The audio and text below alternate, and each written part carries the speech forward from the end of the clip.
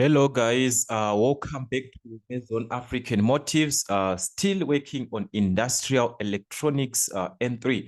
So in this platform, we shall be focusing on the full paper, which was written in November 2020, which is an X paper. So we have got, yes, the question paper that you're going to be working with, guys. So make sure that you read the instructions and information, which is very, very important. The rounding off your answers to 3 decimal places, the showing off of the calculations that you're going to do, the formula, the replacement, the answer, and the correct SI unit that you'll be given. These are the most important part that you are supposed to indicate. All right, so without wasting much time, let us quickly rush through the question. Section A, we are given the first part of the question, which is question 1. Various options are given as possible answers to the following questions. Choose the answer and write only the letter A to D next to the question number. That is the one that you're given. So if an electron on 1.11 is exactly 8 electrons, it can be classified as N if it has got directly 8 electrons. So that's a semiconductor in this case. Let's see, 8, which means there's no conduction. So it's going to be an insulator in this case. It's going to be an insulator because we are not going to have any conduction or any conductivity in this case. So that one is going to be an insulator.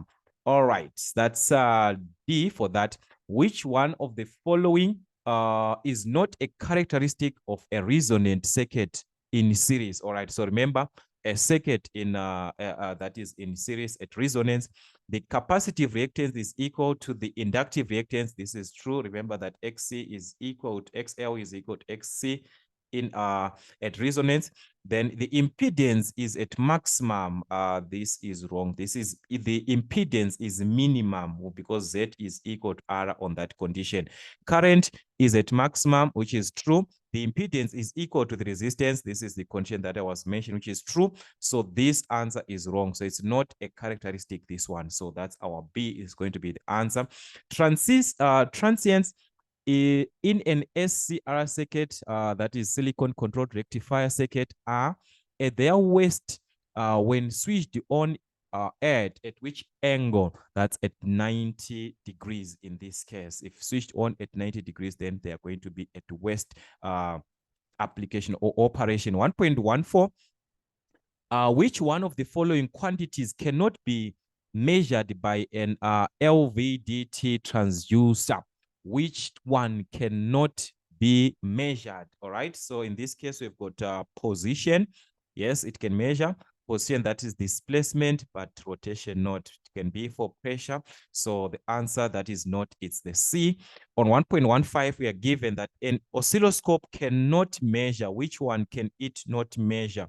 AC voltage, DC voltage, AC current. This is not a frequency. Yes, it can be frequency, mostly for voltages when you are drawing the diagram, but AC current cannot be measured or cannot be represented on that. All right, so this is 1.2. Indicate whether the following statements are true or false. All right, so from this part, Kirchhoff's current law states that the algebraic sum of currents acting in a loop is equal to the applied current. Once we refer to the algebraic sum of everything, it must be equal to 0. The total current is equal to 0, but the sum of current flowing in is equal to the sum of current flowing out. So this is actually false.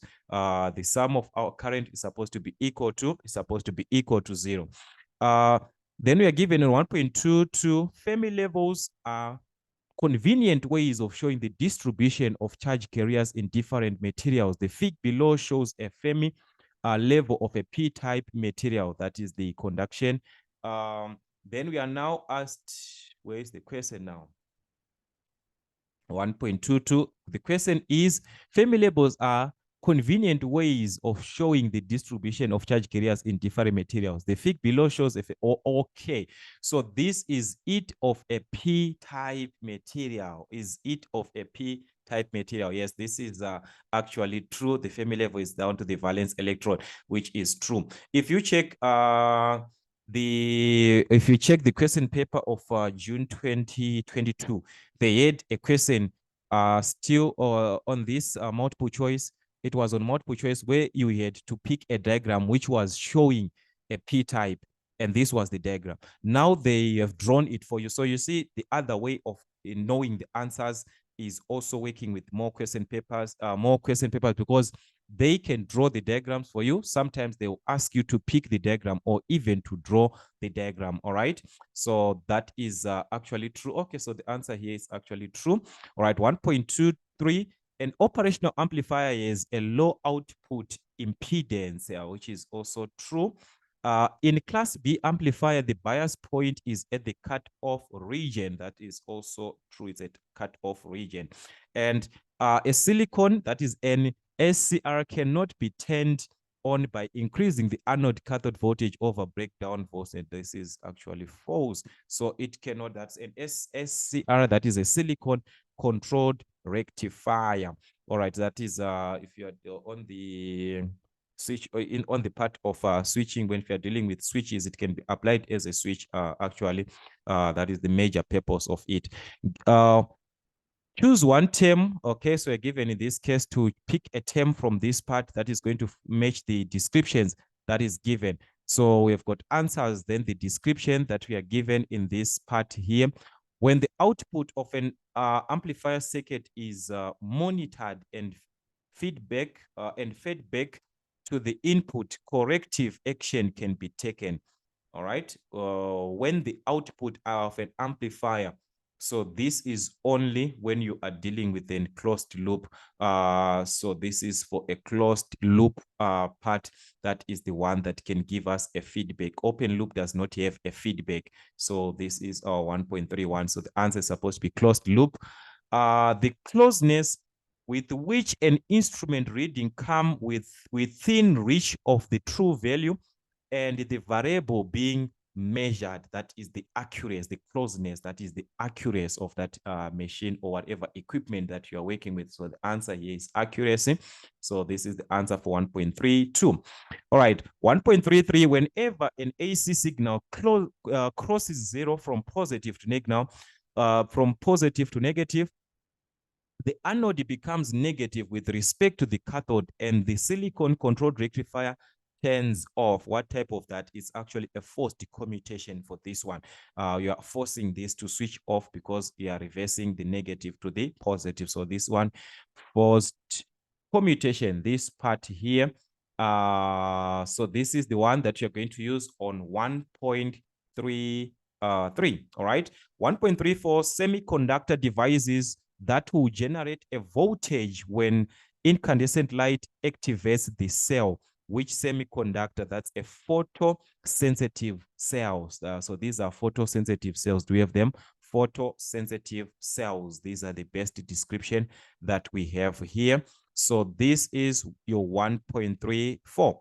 And 1.35, we are given amplifier that produces a high voltage gain. Which amplifier is that one? So it's a common base amplifier, this one. So a common base amplifier, that's our 1.35. So this is the answer that was best for 1.35. All right, so that is what we had from the first part. 1.4, we are now given a consideration where we are going to pick the answers from column B that is going to match what is in column A. So the first part of 1.41, we are given diode circuit that cuts off the positive part of a waveform. That is a positive clipper. All right, that's a positive clipper. So this one was directed answer to A. Positive terminal of a battery connected to N-type. Take note, positive to N-type material. Okay, so this is actually opposing to what we are used to. So that's going to be a reverse bias in this case, because positive is supposed to be positive, but when you connect to negative, that's a reverse bias. All right. Then the errors occurring as a result of mistakes made by humans when using measuring instruments. What type of errors are those ones? Those are gross errors, which is D. So the answer here is supposed to be D, gross errors. Then the amount of current that will leak through the diode at various reverse voltages. What type of current is that? That's a reverse current, which is C. the mutual sharing of electrons between atoms to complete their valence electrons is called the covalent bond. So that's the covalent bond. All right, that's covalent bonds, which is on B. So the best answer there. So that is section A, 20 marks for that. Section A, everything 20. So yeah, it is very, very important that you revise your theory. So this theory part, as you can see, it's a comparison of all topics. They combine everything. So section B, we are given now DC and AC theory on the same question, too. So we are given the circuit, in this case, already the currents, they are being displayed for us. So we are supposed to be very, very careful. Current 1, current 2, these two, they enter at a point B, which is our junction in this case, to give us I1 plus I2. As we can see, we are adding. Then also taking this is your positive, that's your negative. So current is flowing in this direction.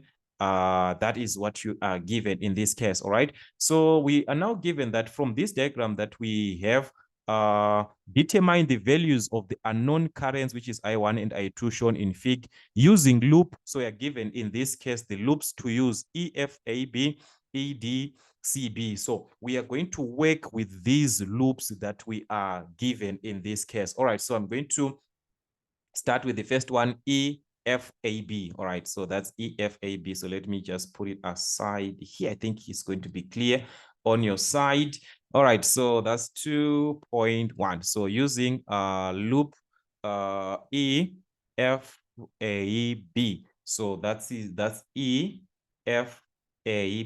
back to the point E. So it is going to go back to the point E. So this is the loop that we are talking about, E to F to A to B. So we are going this is your positive. So you're going to take this loop in this direction. This is the direction of currents that you're going to take in this way. All right. So this is our first loop that we are going to consider.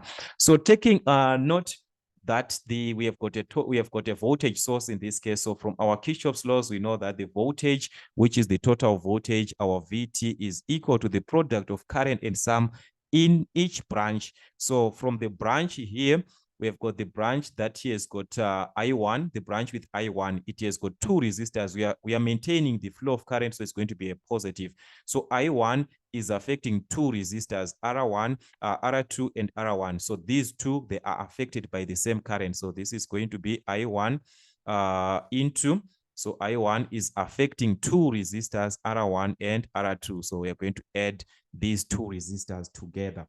We move on to the other part. If you enter this branch from B to E, there is current I1 plus I2, which is maintaining the direction. So it's going to be a positive. So we've got I1 plus I2. This is our current with resistor R3. We only have one resistor, which is R3. So we're going to multiply whatever that we get to R3. So this is what you're going to have in a closed loop. The voltage is equal to the product of current, resistance in each branch that you're given. So that's your Kirchhoff's law. So you've got 12 volts in this case is equal to I1 into the sum of R1 and R2. So you're going to add R1, which is 750 plus 300. So we add these two, we multiply to current I1 plus I1 plus I2 multiply to R3. We have the value for R3, which is 800 ohms. So it is going to be 800 into I1 plus I2 like this. All right. So you can expand everything. In this case, we just need to add. There's no need for expanding. You just have to add 750 plus 300, which is 1050. So you're going to have 1050 I1 plus, you can expand the bracket by 800. 800 times A1, that's 800 I1. In this case, we've got 800 times I2, which is 800 I2, like that. So we can collect the like terms. In this case, we've got I1 and I1 as our like terms, this part I1 and I1. So you can group these two terms together so that we can actually add. All right, so if we are to add this part, we are going to obtain, all right, let me try to push this way. So this is going to give us 12 is equal to 1050 plus 800. That's 1850 I1 plus 800. I2. So like I said, you can even reduce your equation if you want, or you can just leave it like that. All right. So just for purpose of revision, just to understand each other, I'm just going to leave it like that. So this is going to be my first equation that I'm going to use now to calculate I1 and I2. So on the second part, we are given the loop, which is EFDADCB.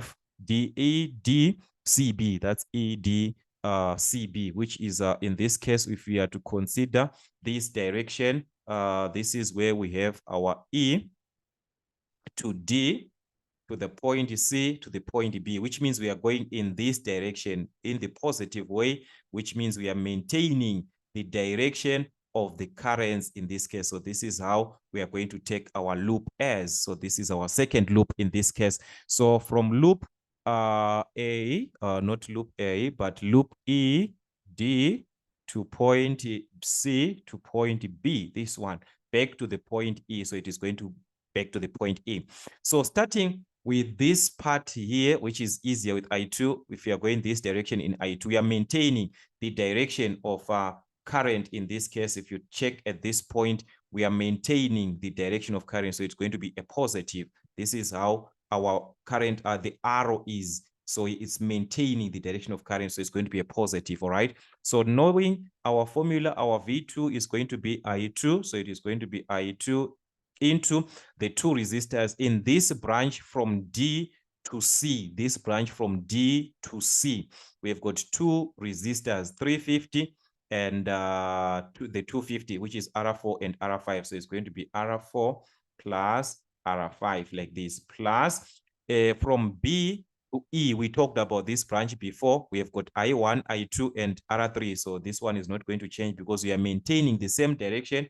So we say this is going to be I1 plus I2. This is our current times resistor R3. So that's current times resistance. So you can substitute our values. Our VT, which is the total voltage of 12, is equal to R4 plus R5. We've got R4, which is 350, plus R5 in this case, which is 250, everything times current I2, plus I1 plus I2 we do not have, but we've got R3 in this case, which is 800. So this is going to be 800 into I1 plus I2, of which we did this one before, so you can even use the previous calculations that you had. So in this case, you can even expand whatever that you have, add the terms which can be added, 350 and 250, giving us 600 I2. So this is 600 I2 plus 800, expands the bracket. So it's 800 I1,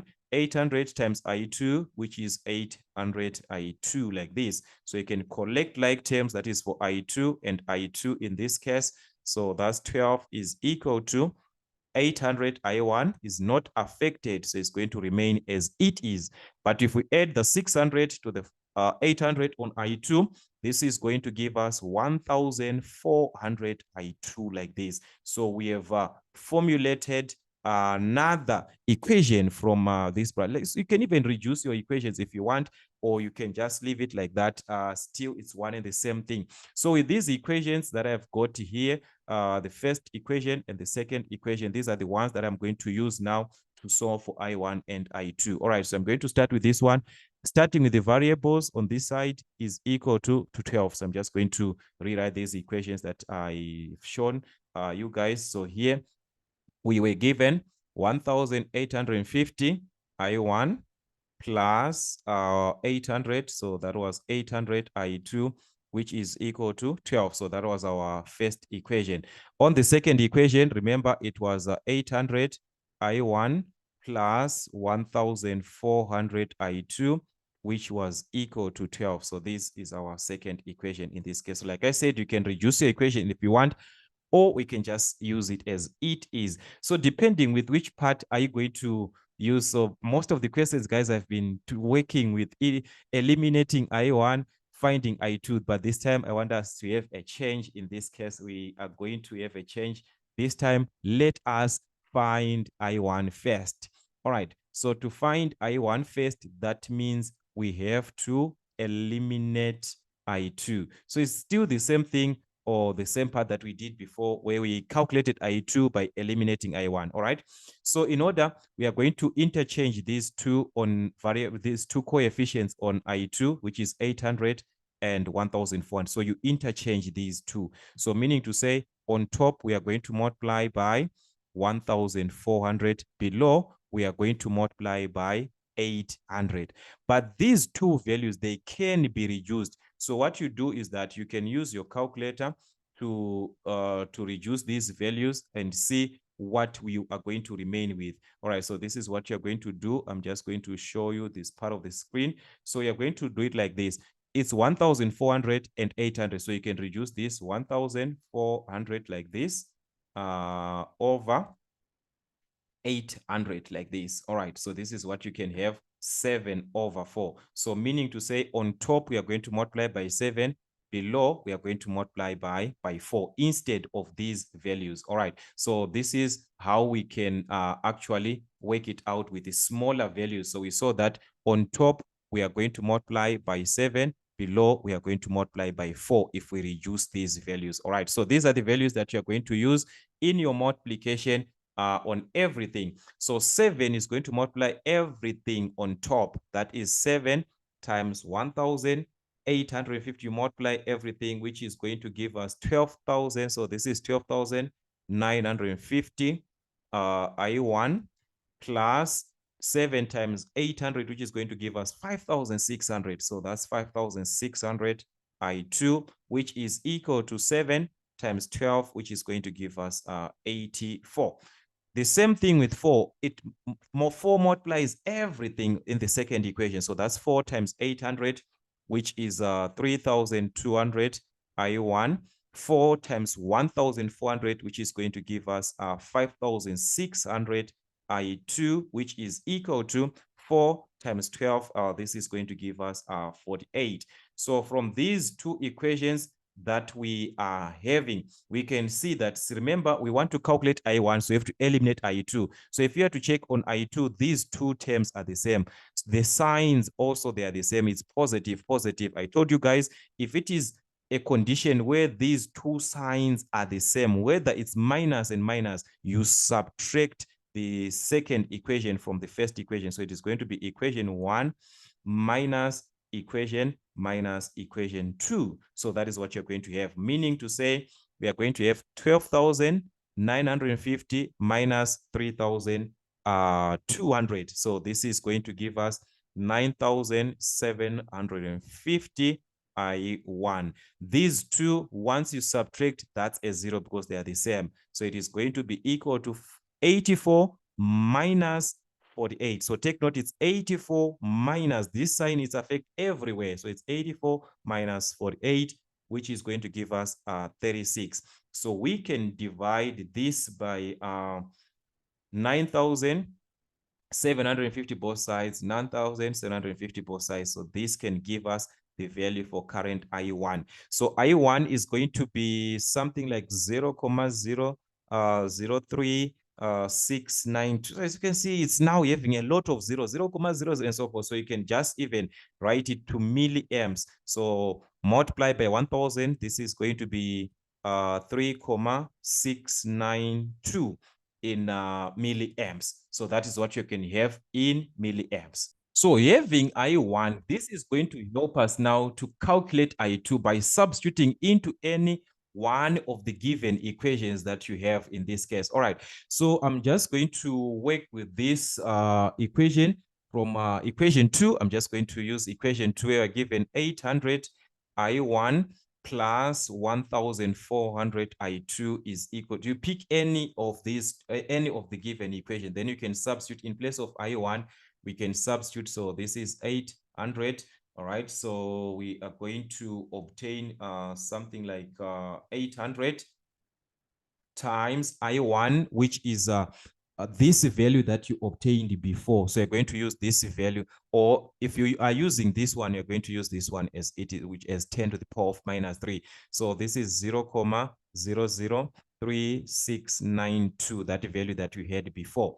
All right, plus 1,400 I2 is equal to 12. So since we are to calculate I2, we can transpose this. Yes, you can multiply, or you can just transpose that term as it is before actually multiplying in this case. So meaning to say this is going to give us 1400 I2, which is, if we transpose this to the other side, it is going to be a minus. So that's 800. So you're going to subtract 800 times 0, 0.00 3692 like this. So to find I2, we are going to divide by 1400 both sides to remove this number that is affecting I2. You divide since you are multiplying. So this whole part is going to give us the value of I2 if we simplify this whole part from your calculator. All right, so this is going to give us the value of I2,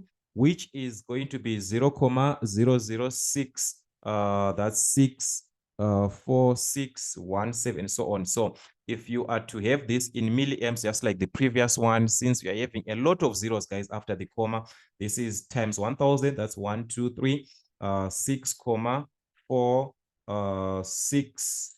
So this one is going to affect this one. The 7 is going to change this one into 2. So it's going to be 2 like this in milliamps. All right, so this is what you're going to have as your final answer, or you can even just have your answer as 0, 0.006 in milliamp, but just we have lost a lot of values because of that. So writing in milliamps can at least have some of our values into our answer, because we are having a lot of zeros from there.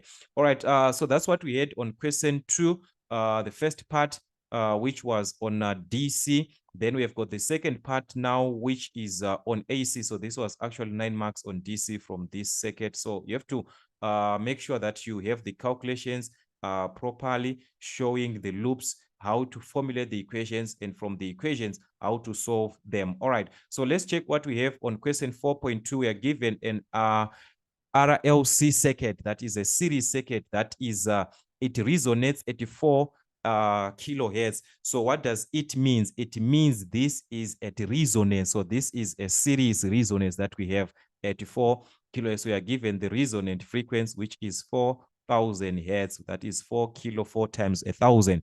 So we are not given the value of the L, which is the inductor. We are given the resistor and the capacitor.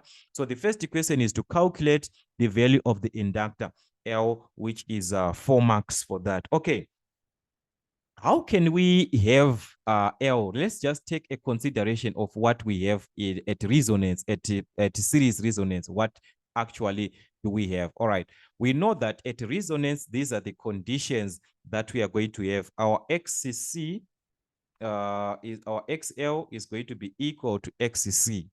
That is what is most important in this case. And also, we are going to take our Z as equal to R in that condition, since XC and XL are equal. And our current, our total current is going to be the voltage over the resistance. That is for series resonance. So these conditions, they are very, very important. So if we know that XL and XC, they are equal, this can help us now to calculate the inductor, since we know that XL is equivalent to, we know that XL is equivalent to 2 pi FL, where it is at what? At resonance. So you can calculate L from there by making, by dividing by 2 pi L, which means we are going to have XL over 2 pi F, which is the frequency at resonance. So this is going to give us L, but we do not have XL. So we can calculate XL from XC, since these two, they are equal. So we are going to take advantage of the C that we have, so that we can calculate XC, so that we can use it in place of XL, since we said XL and XC, they are equal. So what is the formula for XC? Remember that XC is equivalent to 1 over, so this is going to be 1 over 2 pi FC, but this is at resonant frequency. All right, so this can help us to calculate the value of XC, which is equal to XL. So our XC is going to be 1 over 2 pi times the resonant frequency, which is at 4,000 hertz, which is 4 kilohertz. So that's 4,000 times the capacitance that we are given, which is 5 microfarad. So micro, that's times 10 to the exponent of minus 6. So we are going to use times 10 times 10 to the exponent of negative. Is it 10 or it's 5? That was a 5, not a 10. So this is times 5 microfarad, 10 to the exponent of negative 6. So we have the value of XC from there, which is 7,95774. So it's going to be 58 in ohms. But we said these two, they are equal. So meaning to say I have XL. So that means XL is equal to 7,958 ohms also. So if we have got the value of XL, which was the missing value in order for us to calculate L, we just need to substitute because now we have got XL, which is 7,958 everything over 2 pi times the frequency that is at resonance, which is our 4,000. Remember, the resonant frequency is at 4,000 hertz, which is 4,000 hertz, which is 4 kilohertz. So we can have the value of our inductance from there. All right. So this is going to give us 0,000,316,6 and so on. Okay. So we can round off. We can have this in millihenries, or we can have this in microhenries, depending with what you can have. So if you are to have to milli, you multiply by 1,000, which is 1, 2, 3. So it is going to be 0,31. The 6 is going to change this one into 7. That is in millihenries. To micro, we have to multiply by 10 to the exponent of 6. So it is going to give you something like 316,39, because there are some digits which are not indicated here, which is in micro henries in this case. So that is our value for the inductance, which is the inductor L in this case. All right. So we took advantage that it is at resonance. So you have to, from the information we saw this from this part, that we are given the reason we are given that it resonates at.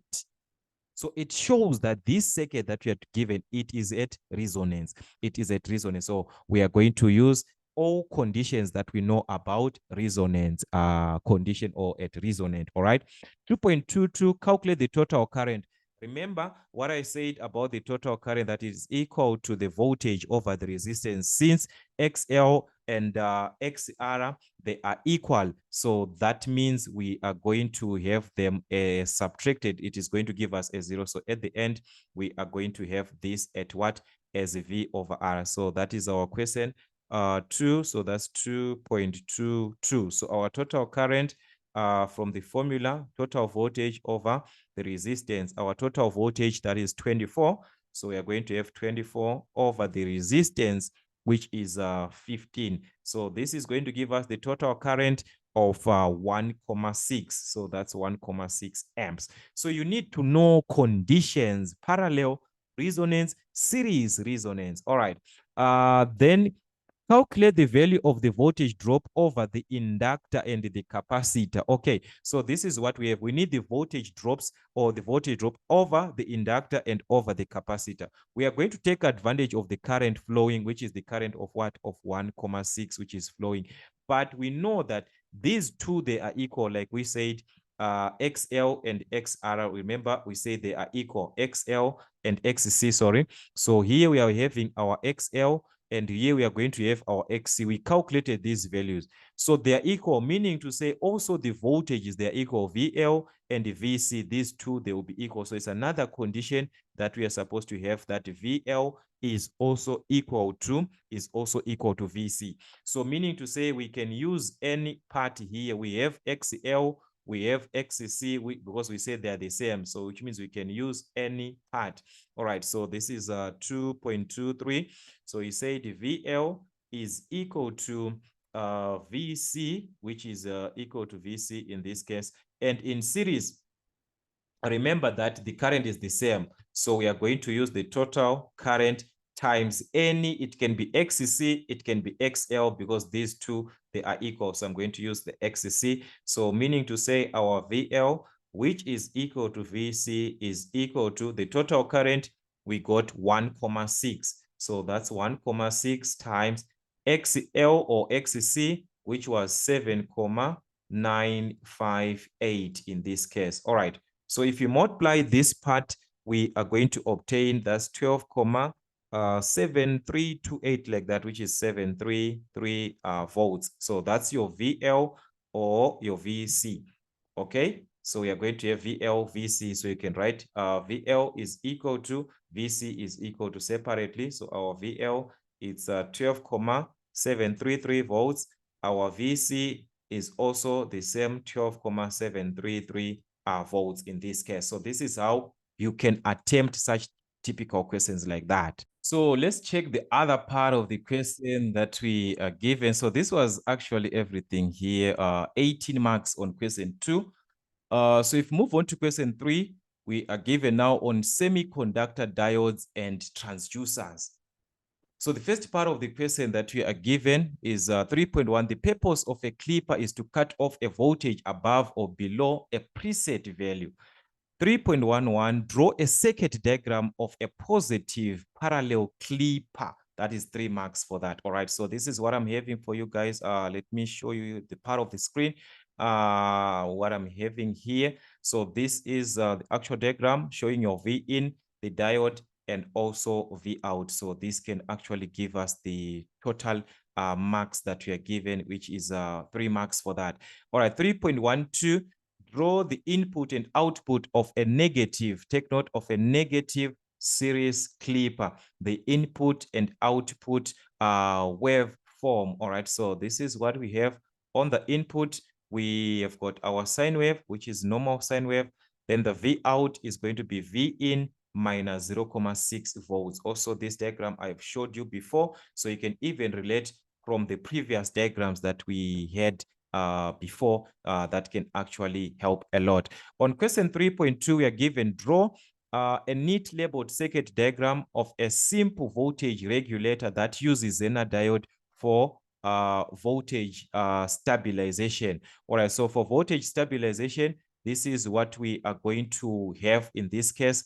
We are going to have our V in into the capacitor C1 RS, the Zener diode, and we have our V out, which is the stabilized voltage after that. So that is the circuit that we are given to simple voltage regulator that uses a Zener diode. Okay, so 3.2, when the light intensity on a PN junction of a photodiode increases, so will the leakage current. Draw the characteristic curve of a photo. This statement here, guys, is the most important part that the question is just asking you, draw the characteristic curve of a photodiode. That is the question. All right, so on a photodiode, this is what we have also.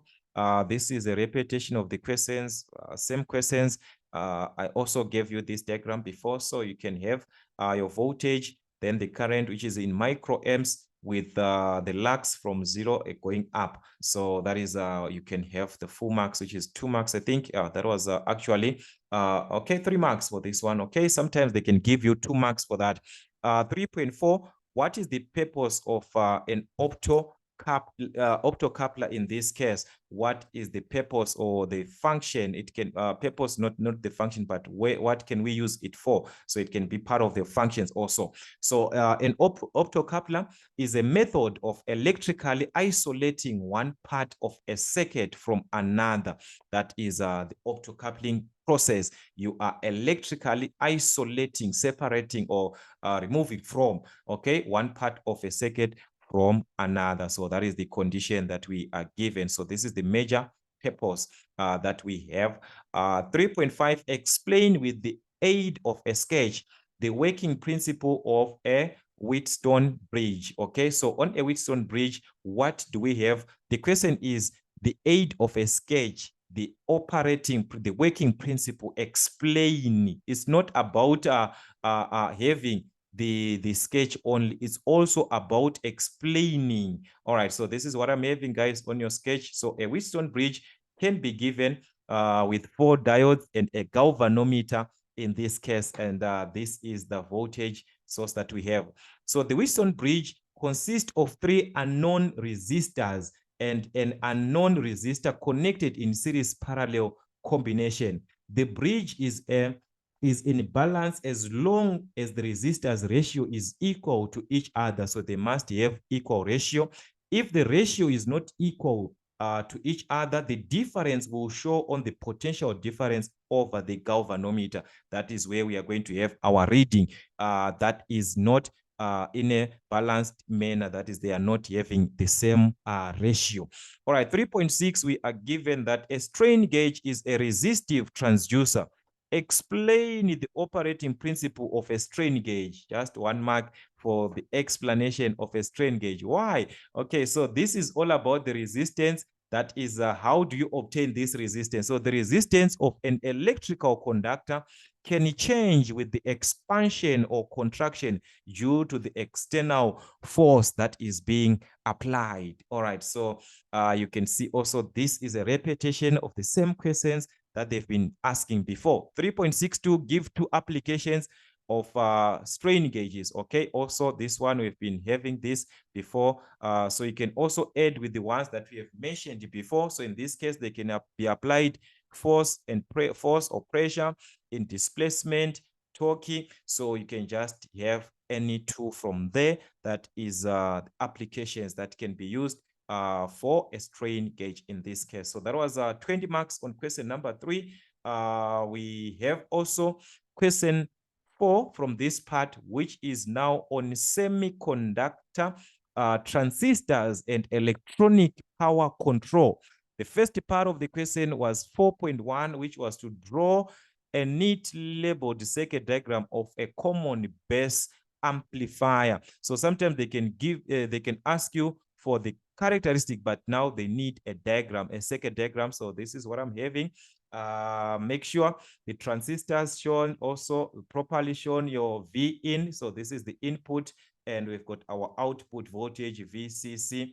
I think everything that is needed. So the ticks here are the major points that are supposed to be shown, which means the capacitors, your transistor, should be properly indicated or shown on the diagram that you are given in this case. 4.2, we are now given that here Fig 3 shows a common emitter amplifier with the 3 necessary values of some of the components. So we've got VCC and we've got RC, which is 1.5 kilo ohms. So from this part, we are given draw a neat sketch labeled graph and show the DC load. So we are given to show the DC load line by using the given information. Remember that on the DC load line, this is what we, okay, 4.3, draw a neat of the way trans is used as it's another part. So on a DC load line, this is what you're supposed to have.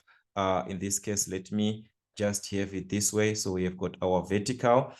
This is supposed to be vertical. All right, so we've got our vertical line and also the horizontal line in this case, showing the voltages. So here we shall have V as our voltage, but at VCE. Then here we shall have our current, but our current, which is IC. So this is what you're going to have.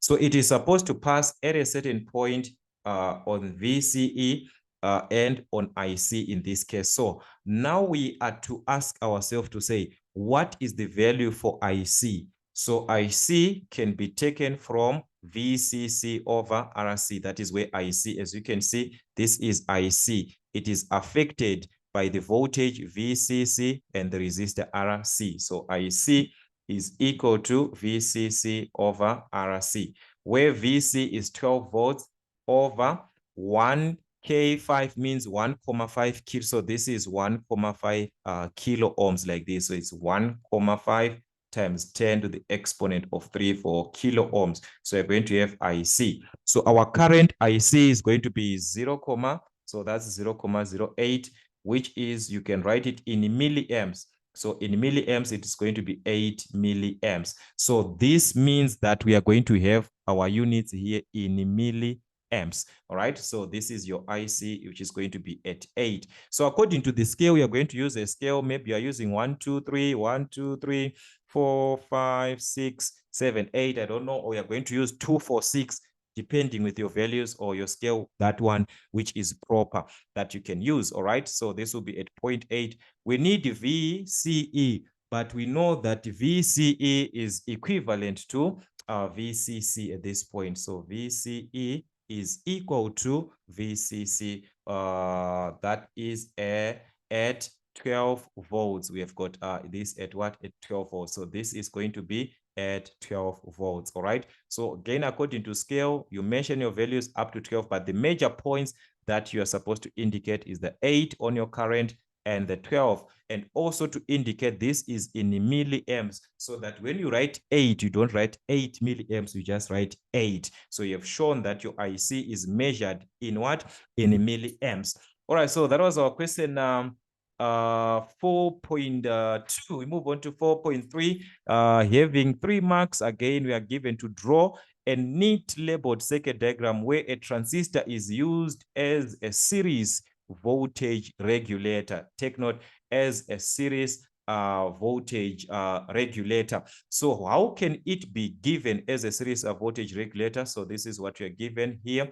Our transistor having the V in, which is the unregulated voltage, then into the diode, which is our Zener diode with the transistor, giving us the V out, which is now the regulated voltage one. All right. So that is how we can have this as our answer. All right. Then we are now given that a phototransistor is similar to a normal transistor, except for the window that will concentrate light on the base collector. 4.41, draw the IEC symbol of a phototransistor. This is the question that is important, not what is given on top. Yes, they can ask us sometimes to do that, but what is important is the circuit symbol. All right, so for the circuit symbol of a phototransistor, it takes in light. So you shall have it with the light into the transistor like this, or you can have it with the second one, or we can just work with the first one. All right, so that's a phototransistor. Then 4.42, we are now given to draw the characteristic curve of a phototransistor. 2 marks for that. So the same phototransistor that we had, now they want you to have the characteristic curve. So this time we are going to have our current in milliamps, the voltages, then the increase in lux as it goes up. So this is what you can just have as your characteristic curve. All right. That was 2 marks. As you can see, draw a neat labeled circuit diagram of a MOSFET. Is used as an amplifier circuit. Okay, when it is used as a amplifier circuit, a MOSFET, how can it be used as a in this case we are given that is as an amplifier circuit. All right, so this is what we have in this case as an amplifier circuit. We are going to have the V in, then we have got our RG1, which is connected to the ground in this case. So this is RG1, RG3, which is your voltage divider. So this is going to be your voltage divider. Then we've got our VDD, RD at V out in this case. So I think the diagram is clear enough. It is actually clear enough. All right. 4.6, we are given to draw from the silicon controlled rectifier. Draw the circuit diagram where a silicon controlled rectifier is used in a full wave control by using only 2 SCRs, which means we need silicon controlled rectifier, only 2 they are needed on the diagram. So if you are to consider where you have got 2 SRCs, we are going to have this as the input. Then we have got the first silicon controlled rectifier to the control circuit 1, then the second one connected to the control circuit 2. Only 2 are needed in this case. So these are the major parts that are being showed when it is used for a full wave for a full wave control. All right, then 4.7 was to draw a graphical representation of how a cyclotronic that's a cyclotronic control is achieved. Also, this question we had it before. Yes, I still remember this word. We had it on our videos. So this is just a repetition. You can take even the one that I did before. I think everything is clear. So the presentation of the first part, second part must be clearly presented or shown so that you can have the full marks in this case. So this was question 4, the one that was actually carrying a total of 24 marks. Having our question 5, it was on measuring instruments and operational amplifiers this time, where we're given to draw a labeled block diagram of a continuous balanced digital voltmeter. Take note, a continuous balance digital voltmeter in this case. All right, so this is what I'm having. Actually, it was I think Feb, or it must be June or Feb. They had this diagram and they were asking us to label this point, the comparator and the DA converter. Now they're asking you to draw, like I always say, guys, take diagrams from the ones that they give you from question, because that is how they want you to answer them. So if they give you a diagram from a certain question paper and another question, but they want you to draw, use those diagrams as they are. So this is what we have, having an analog, a non-voltage to the comparator, having our DA converter, the counter to the display. So then we are now given on 5.2. This was to explain the purpose of delay lines in an oscilloscope. If we are dealing with an oscilloscope, what is the purpose of the delay lines? Why do we need these ones? All right, so you've got a lot, so you're going to pick from this part that we are given. So let me try to also push this side a little bit. All right, so in this case, all right, let me do this way. All right, we are given that when the signal from the vertical amplifier is fed to the vertical deflection plates, some part of the amplified signal is supplied to the time-based generator. This trigger pulse generated from time-based generator is amplified with the help of the horizontal amplifier. After this, it is fed to the horizontal deflection plates. This process requires approximately 101 nanoseconds. Thus, crucial to delay the signal generated by the vertical amplifier to in order maintain to the that is the synchronization. The delay line is essential because there is a delay when any electronic signal passes through the electronic circuitry. So this is a proper description. Yes, a proper description that you actually need. And these guys, they give you like this. Next time they will explain and say, is this true or whatever, then, or even draw the presentation of what an oscilloscope. So you have to know the theory part and the diagrams. That's the major part that you're supposed to be working with. Okay, explain on 5.3 the basic operation of a cathode ray tube. Okay, a cathode ray tube. What is the operation? So this is what I'm having that I'm going to show here on the description that you can have on your final answer. That a cathode ray tube, the cathode is heated indirectly from which electrons are emitted. The emitted electrons further pass through a small hole present in the control grid. Then the electrons pass through the pre-accelerating anode through which the beam gets accelerated and then moves through the focusing anode that helps in focusing the electron beam. Thus, the highly focused beam moves towards vertical and horizontal deflection plates, after which it reaches the fluorescent screen. So this is the final part that we are going to have. All right, so that is what we have, guys, on the cathode ray tube. On 5.4, we are now given an op-amp is a high gain direct coupled amplifier with a wide frequency range, which is true. So from this information, draw a circuit diagram of a summing op-amp. So you see, this information does not even consider what the question is. Draw. This is the major part. Whether this statement was given or not, you are supposed to know the circuit diagram of a summing op-amp. So a summing op-amp, you must think of resistors that are connected, are summing together to a certain point.